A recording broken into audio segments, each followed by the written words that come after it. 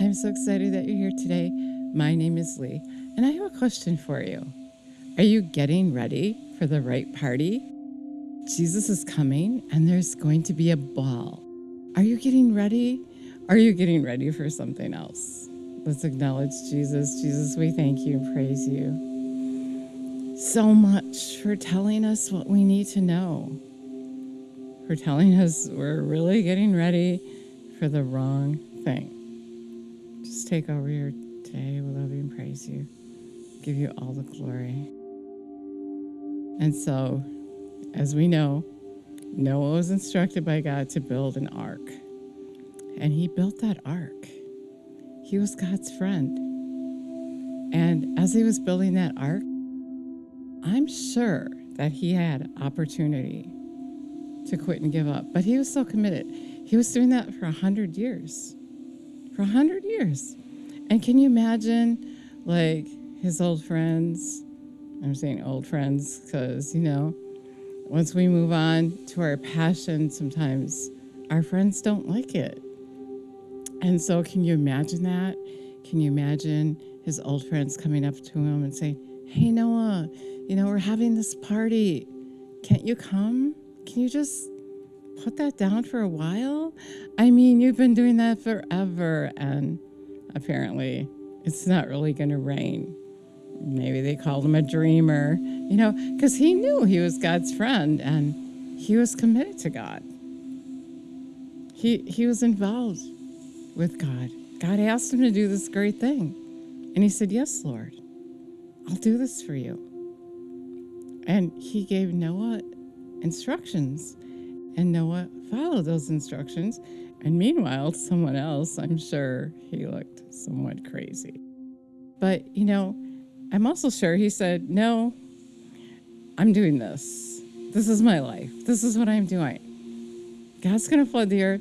And maybe you don't see it now, but you will see it, and you'll be so sorry you didn't listen to me. I'm going to do what God is telling me to do. And I urge you to get on your knees and do the same thing, because it is going to rain. God is going to start over. And this is your chance. I mean, I don't know everything that happened then, but, Jesus always tells me read between the lines. So I'm reading between the lines. And it's just like now, people are doing all these things and if you're following Jesus, you're doing something totally different than they're doing. And they can't understand. And they're like, "Hey, can you just take one day for me? Can you just do that?" And they have no idea that it's so urgent to get ready that Jesus could be here tomorrow. Just like in the day of Noah, all of a sudden the time was up and it started raining and they all drowned. And I'm sure they were thinking, "I wish I would have listened. Noah was right. It's raining," and they're freaking out. And if you're not listening to Jesus now, if you're not following him, it's going to be like that for you. And, if you are following Jesus, it's going to be like in the day of Noah. People are going to try to talk you out of it. "Why are you doing that? Jesus isn't coming. He's not coming yet. You don't have to work so hard to be ready." And it's so sad because if you're following Jesus, you can see what they can't see. They have no idea they're wasting precious time doing other things when they should be getting ready for Jesus. And lots of them are, they say they love Jesus, yet they're so disconnected that they can't see what's happening. Only Noah could see, Noah and his family, and they were committed. And if you can see that Jesus is coming and that you need to be about his business and you need to let go of the things of the world and you need to not care about what someone thinks of you, we need to not be affected by those who don't know Jesus and aren't following him. Don't feel threatened or you gotta succumb to what they want just because you can see and they can't, just because they're thinking you're wasting your time. It's right. You get on your knees and you heard Jesus talk to you and you heard him say, "Keep going. I'm coming. There isn't much time. For me, I got a list of things that I need to do for him. And you do as well if you're following him. And you don't want to put that down just because of what someone thinks of you, or because, you feel like, wow, what they're doing looks like, I'm sure Noah's like, wow, that looks like fun. I would like to go and do that. But I got to get this ark done because I want to be on it. I want to be safe. And if you're following Jesus, you're doing the same thing. Yeah, that looks inviting, but how many times did I just drop everything God told me to do and go have that party? And then afterwards, go party with them or whatever they're doing. And afterwards, I felt terrible. I let him down. I disappointed Jesus. And so we got to get to the place where we're decided which party we're going to. Are you going to the banquet? Matthew 22, if you don't know anything about it. The king is having a ball and you're invited, but everybody's too busy doing their own thing that they don't want to come. This looks like much more fun. But if you know that this is a matter of life and death, if you know that this is your last chance, this is the limited amount of time that you have before Jesus comes, and the earth is going to burn this time. If you didn't know that, it's going to burn. He's going to come and get those who are his, and those who aren't his are going to be left. The earth is going to burn. So you got to make that choice. Which party are you getting ready for? Are you getting ready for the wrong party? Are you? If you are, let me encourage you. Let me encourage you, get ready. Jesus is coming. Don't be like in the day of Noah. And certainly don't try to talk other people out of spending the precious time that we have getting ready for Jesus. We only have a little bit of time. And so the things that they're doing are really for nothing. It's really a waste of time. It's a waste of time. We don't have much time. Don't let the enemy discourage you. Don't let those people discourage you. Don't let what they think control you. Oh, Noah, he's so delusional. He won't come and do what we're doing. Well, we tried. Let's go.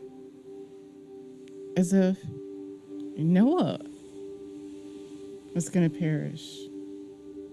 But they were going to perish. If we call ourselves a Christian, we got to be getting ready. We got to be setting that example. This is our last chance to make things right. Not everyone who calls him Lord will enter into the kingdom of heaven, but those who do the will of the Father. Are you doing his will? Are you getting ready? Or is it life as usual, as if Jesus isn't coming? He's coming. And getting ready, as we talked about, is building your ark.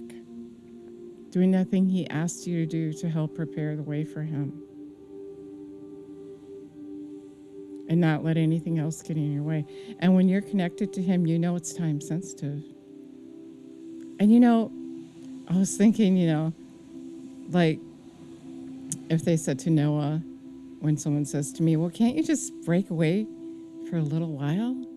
And then sometimes you give in and you do that. And I'm encouraging you not to. Don't let what they want control you. But you get all off track. All of a sudden you forget what you were doing. If you just ignore that feeling that, oh man, I missed it. I got to get back to it. I have to stop dropping Jesus like a hot cake when someone else wants me to go do something for them. Don't let them control you. They're perishing. Be strong. Be strong in what you're doing. Show them what you're doing is important. Because What they're thinking is it's not. You're wasting your life. What are you doing? You only live one time. And I'm saying you only live this life once as well. And you have to choose where you're going to spend your eternity. So that's the word I have for you today. Jesus is saying, don't get ready for the wrong party. There's going to be a party. There's going to be a new heaven, a new earth. You're going to live with God forever. No more sorrow, no more pain. The things you're looking at and the enemy's pulling you towards are all a trick. He came to steal, kill, and destroy from you. And Jesus said, I've come that you may have life to the full until it overflows. Choose me. Choose me. Jesus is saying, choose me. Come to my party. It's the best one. Everlasting life. No more sorrow, no more pain. Someone who loves you that you can trust. You know, people, the enemy uses people and they say they love you. They act, in front of you like they do. But, they go back to their own little group and they're actually really just talking about you and saying you've lost it, just like they did with Noah. They're not really for you unless they're doing what you're doing. And it's hard. Jesus said, no one leaves mothers, houses, sisters, brothers, friends for the sake of the gospel in this lifetime who doesn't receive a hundredfold return. And we got to do that. We got to leave things behind, and it's hard and it's hurt. It hurts. And it's hurting him too. But if you go that way, if you go their way just to please them, just to appease them, then you're going to end up perishing as well. Jesus said many are going to turn away from him because of the persecution. Don't let that be you. When we do this, when we're ready, then the end will come. If we're not getting ready, the end will still come. Matthew 7:21 through 23. Not everyone who calls me Lord will enter into the kingdom of heaven, but those who do the will of my Father. You have to do his will. Noah was doing his will. Get ready for the right party. Otherwise, on that day, you're going to be saying, but, I thought you were wrong. If you're hanging out with Jesus all the time, you're not going to be doing but. You're going to be doing, yes, sir. Okay, thank you for saving me. Thank you for saving me. There's a song like that, if you remember it. Thank you for saving me. What can I say? What can I say? Really, this is good news. It's exciting that he's telling you how to get ready and that he's coming and that you're not ready. It's good news. He has a good plan for you. Let's acknowledge him. Jesus, you said you're knocking at the door of our heart, and if we would heed your voice, that you would come and live on the inside of us, and we're heeding your voice. We're committed. I'm committed.